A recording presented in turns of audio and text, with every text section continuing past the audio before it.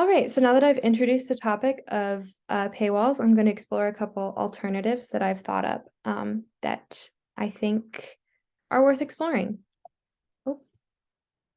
The first one is having advertisers pay for journalism and the media that they advertise on.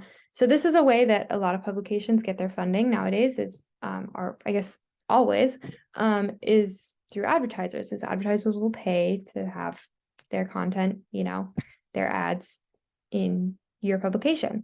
And this introduced, like we talked about in the last slide, it introduces advertisers as another stakeholder in the situation, which could lead to lesser quality journalism because obviously advertisers want as many eyes on their ads as possible. So to them, the priority is online traffic, is getting people clicking, and what gets people clicking is oftentimes not the most journalistically good content. It can be super sensationalized, clickbaity, you know, maybe not the most newsworthy thing, the most relevant thing for the reader, but it's the thing that's going to make them like, oh, I want to see that. Oftentimes playing on misinformation, that kind of thing. Anyway, so that is a sacrifice that we would have if advertisers were to be the sole funder of media. Additionally, there's all kinds of ad blocking software out there, and this would raise concerns for advertisers and for publications both. If people are blocking ads, then advertisers would probably be pretty resistant to that idea and not be pleased that that people are just able to, download some software and block their ads.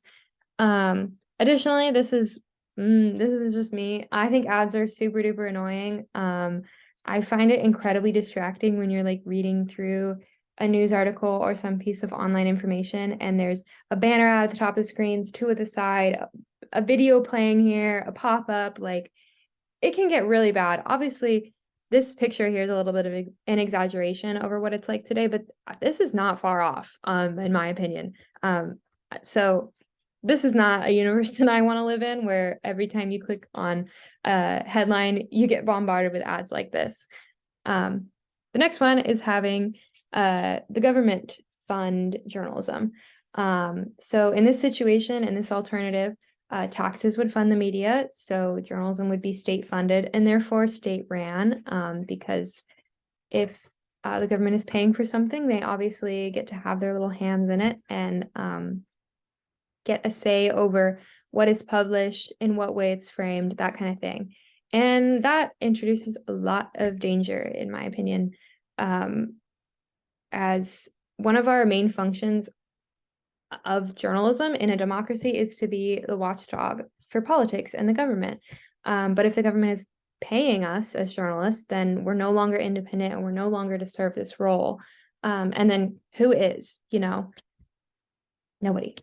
And then I was thinking about it more and I was like, if taxes are funding media, people are paying taxes. So this is just another roundabout way of the same thing, of having people pay subscriptions instead of people paying subscriptions directly. They're going through a middleman that is the government, and then they're deciding who gets the money. And I think, it's a lot more efficient if we just have people say, yeah, I want to subscribe to the New York Times and the Seattle Times.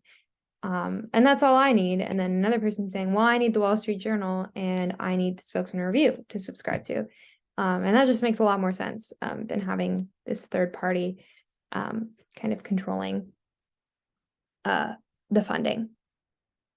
All right, I'm going to stop the video again. And then when I come back, I will talk about some ethical theory